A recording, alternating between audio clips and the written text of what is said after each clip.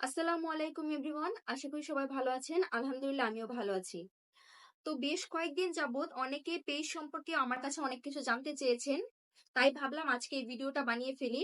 আজকের এই ভিডিওতে তাদের সকল প্রশ্নের উত্তর আমি দেওয়ার চেষ্টা করব এবং যারা নতুন কন্টেন্ট ক্রিয়েটর বা নতুন ফেসবুক পেজ ওপেন করেছেন তাদের পেজ খুব দ্রুত কিভাবে গ্রো করবেন সেই সম্পর্কে আমি আজকে কিছু আলোচনা করব।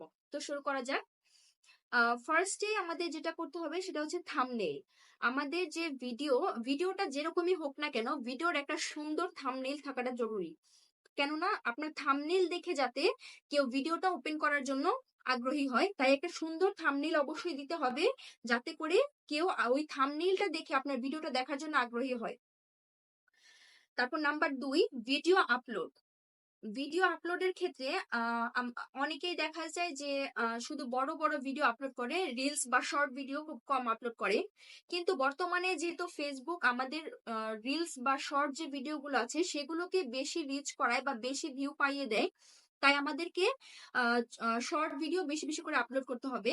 আবার হ্যাঁ, শর্ট ভিডিও যে শুধু মানে যে শুধু শর্ট ভিডিও আপলোড করবো এমনটা নয়, বড় ভিডিও আপলোড করতে হবে, কিন্তু সেটাকে একটা শিডিউলের মতো করে। যেমন আমরা প্রত্যেকদিন মিনিমাম একটা বা দুটো করে শর্ট ভিডিও আপলোড করব, আর সপ্তাহে মিনিমাম দুটো বা তিনটে করে বড় ভিডিও আপলোড করব। এভাবে আমাদের একটা সিস্টেমের মধ্যে ভিডিও আপলোড করতে হবে।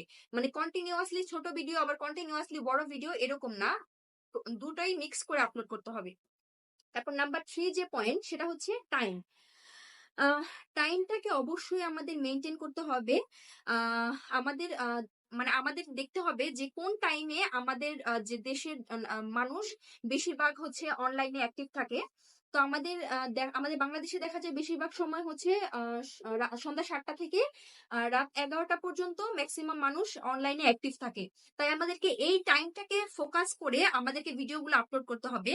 তো এই টাইমের মধ্যে ভিডিও আপলোড করতে হবে, তার মানে কিন্তু এই নয় যে আমরা একদম শেষ টাইমে গিয়ে, যেমন রাতে 10টা বা 10:30টায় গিয়ে ভিডিও আপলোড করলাম, এরকমটা নয়। আমাদের চেষ্টা করতে হবে সন্ধ্যা 7টা থেকে 8:30টার মধ্যে আমাদের ভিডিওগুলো আপলোড করে ফেলা। কারণ এই টাইমের মধ্যে যারা অ্যাক্টিভ থাকে, ম্যাক্সিমাম টাইম এই টাইমে অ্যাক্টিভ থাকে। তো এই টাইমে ভিডিও আপলোড করলে দেখা যাবে যে আমাদের ভিডিওগুলো বেশি ভিউ হবে, মানুষের কাছে বেশি বেশি পৌঁছাবে। তারপর নাম্বার 4, সাউন্ড কোয়ালিটি।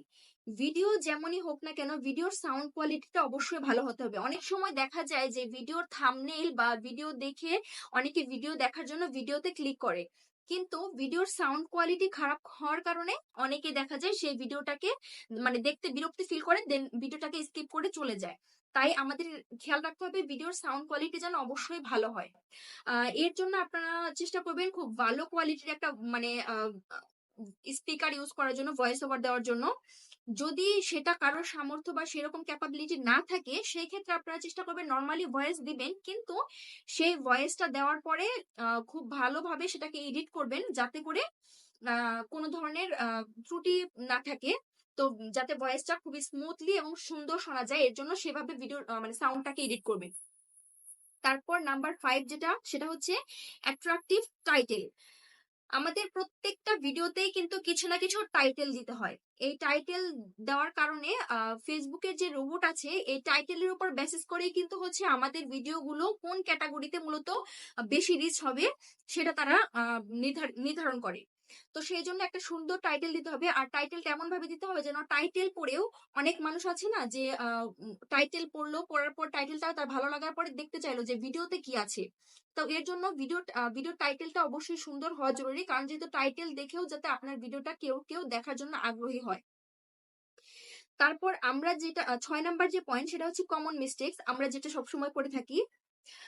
আমরা ম্যাক্সিমাম টাইম এরকম করে থাকি যে আমরা টানা ভিডিও মেক করলাম 3-4 দিন, তারপর সেই ভিডিওগুলো আবার 3-4 দিন আপলোড করলাম, করার পর আবার দেখা গেল যে আবার আমরা টানা 7-8 দিন ভিডিও মেক করলাম, তারপর এই যে 7-8 দিন যে আমরা ভিডিওটা মেক করছি এই টাইমে একটা গ্যাপ সৃষ্টি হলো, তারপর আবার আমরা 7-8 দিন পর সেই ভিডিওগুলো আপলোড করছি। এটা করা যাবে না। বরং আপনি যদি আপনি চেষ্টা করবেন প্রত্যেকদিনই ভিডিও আপলোড দেওয়ার জন্য, কিন্তু প্রত্যেকদিন যদি ভিডিও আপলোড দিতে না পারেন বা ভিডিও মেক করতে না পারেন, সেই ক্ষেত্রে আপনার যেটা করতে হবে সেটা হলো আপনি টানা 3 দিন যে ভিডিওগুলো মেক করলেন সেই ভিডিওগুলো শিডিউল ওয়াইজ সেগুলোকে আপলোড করবেন। যেমন ধরেন ১ সপ্তাহের মধ্যে ৭ দিন আছে, তো তার মধ্যে আপনি ২ দিন ব্রেক দিয়ে দিয়ে ভিডিওগুলোকে আপলোড করবেন। আর হ্যাঁ, ভিডিও আপলোড করার ক্ষেত্রে যে টাইমটা, সেই টাইমটা অবশ্যই মেনটেন করবেন। যেমন আজকে সন্ধ্যা ৭টায় আপনি ভিডিও আপলোড করলেন, আবার ২ দিন পর ঠিক সন্ধ্যা ৭টায় পরের ভিডিওটা আপলোড করবেন। সেক্ষেত্রে আপনার কি হবে, আপনার যে অডিয়েন্স আছে বা ফলোয়ার আছে যারা আপনার ভিডিও লাইক করে, তারা যখন দেখবে যে আপনি ২ দিন পর পর মানে কন্টিনিউয়াসলি এভাবে ২ দিন পর পর আপনি শিডিউল ওয়াইজ ভিডিও আপলোড করছেন এবং একই টাইমে ভিডিও আপলোড করছেন, তখন কিন্তু আপনার সেই অডিয়েন্স বা ফলোয়ার গুলো আপনার সেই টাইম, মানে সেই টাইমে আপনার ভিডিও আপলোড হবে এটা ভেবে কিন্তু আপনার ভিডিওর জন্য তারা ওয়েট করবে এবং তারা আপনার ভিডিওগুলো দেখবে। এই ক্ষেত্রে কিন্তু আপনার কিছু টার্গেটিং অডিয়েন্স ক্রিয়েট হয়ে যাবে। তো এই এই জিনিসগুলো অবশ্যই মেনটেন করতে হবে। তারপর ৭ নাম্বার যেটা আমাদের করতে হবে সেটা হচ্ছে সার্চ র‍্যাঙ্কিং। আমাদের যে ভিডিওগুলো, মানে আমরা যে যারা নতুন ইউজার আছি, তাদের ভিডিওগুলো যে সার্চ দিলেই সার্চ ইঞ্জিনে চলে আসবে বা রোবট সেটা রিকমেন্ড করবে, এরকম কিন্তু আমরা কখনোই আশা করতে পারি না। অবশ্যই যারা পুরানো ইউজার আছে এবং যারা বেশি ফেমাস, তাদেরটাই আগে রিকমেন্ড করবে, এটাই স্বাভাবিক। তাই আপনার ভিডিও আপলোডের ক্ষেত্রে যে ট্যাগ গুলো আছে, যে ট্যাগ গুলো ইউজ করবেন, সেটা আপনি যে সম্পর্কে ভিডিও করছেন সেই সম্পর্কে ভিডিও করে অন্যান্যরা কিভাবে ট্যাগ গুলো ইউজ করছে বা বেশি বেশি যেসব ভাইরাল ট্যাগ গুলো আছে সেগুলো আপনি চেষ্টা করবেন ইউজ করার, যাতে করে সেই ট্যাগের কারণে আপনার ভিডিওগুলো সার্চ র‍্যাঙ্কিং এ চলে আসে, বা ফেসবুকে যে রোবট আছে সে যেন অটোমেটিক আপনার ভিডিওগুলোকে রিকমেন্ড করে। তারপর ৮ নাম্বার যে পয়েন্ট সেটা হচ্ছে কমেন্টের রিপ্লাই। আমরা অনেকেই করি কি, আমাদের পেজে যেসব কমেন্ট অনেকে করে অন্যরা, সে কমেন্ট গুলো ঠিক মতো রিপ্লাই দেয় না। এটা কখনোই করা যাবে না, বরং আমাদের কন্টিনিউয়াসলি এই কমেন্টের রিপ্লাই গুলো রেগুলার দিতে হবে। কারণ এই কমেন্টের রিপ্লাইয়ের উপর নির্ভর করছে আপনার এঙ্গেজমেন্ট। আর এঙ্গেজমেন্ট বাড়লে রিচ অটোমেটিক বাড়বে। তাই আপনাকে আপনার পোস্টের কমেন্টের রেগুলার রিপ্লাইটা অবশ্যই দিতে হবে। এতে করে আপনার যে ফ্যান ফলোয়ার আছে তাদের সাথে কিন্তু আপনার একটা কানেকশন তৈরি হবে। তখন রোবট বুঝতে পারবে যে না, তার ভিডিওগুলো মানুষ লাইক করছে, তখন আপনার ভিডিওগুলোকে তারা রিচ বাড়িয়ে দেবে। তারপর ৯ নাম্বার যে পয়েন্ট সেটা হচ্ছে অ্যানালাইসিস। এই পয়েন্টটাতে আমাদের খেয়াল করতে হবে, ফেসবুকে যখন আমরা ভিডিও আপলোড দিই তখন কিন্তু হচ্ছে ওই ভিডিওটার যে কোন কোন কান্ট্রির মানুষ বেশি লাইক করছে, তারপর কোন এজের মানুষ বেশি পছন্দ করছে, বা কি ধরনের কন্টেন্ট সবাই লাইক করে, বা এরকম টাইপের একটা বিস্তারিত আমাদের ভিডিও মানে ডিটেইলে থাকে। তো আমাদেরকে সেটা সবসময় খেয়াল রাখতে হবে এবং ওই মানে ওই অ্যানালাইসিসের যে রিপোর্টটা আছে সেটাতে কি ধরনের মানুষ আপনার ভিডিওটাকে বেশি লাইক করছে বা কোন কান্ট্রিতে বেশি লাইক করছে, এই সব বিষয়ের উপর বেসিস করে আপনার নেক্সট ভিডিও যদি আপনি ক্রিয়েট করেন, সেই ক্ষেত্রে কিন্তু আপনার ভিডিওটা বেশি বেশি রিচ হবে এবং ওই সব মানে যারা বেশি বেশি লাইক করছে ওই রকম লোকের কাছে আরো বেশি করে আপনার ভিডিওটাকে ফেসবুকে যে রোবট আছে সে পৌঁছে দিবে বা রিকমেন্ড করবে। তারপর ১০ নম্বর যে পয়েন্ট সেটা হচ্ছে ভিডিওর কোয়ালিটি।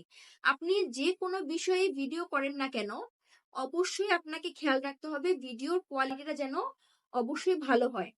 আপনি চেষ্টা করবেন খুব ভালোভাবে ভিডিওটাকে এডিট করার জন্য। হ্যাঁ, ভিডিও কোয়ালিটি মানেই এই নয়, অনেকে আবার ভাবতে পারেন হয়তো দামি ক্যামেরা বা দামি ফোন দিয়ে ভিডিও করলে ভিডিও কোয়ালিটি ভালো হয়।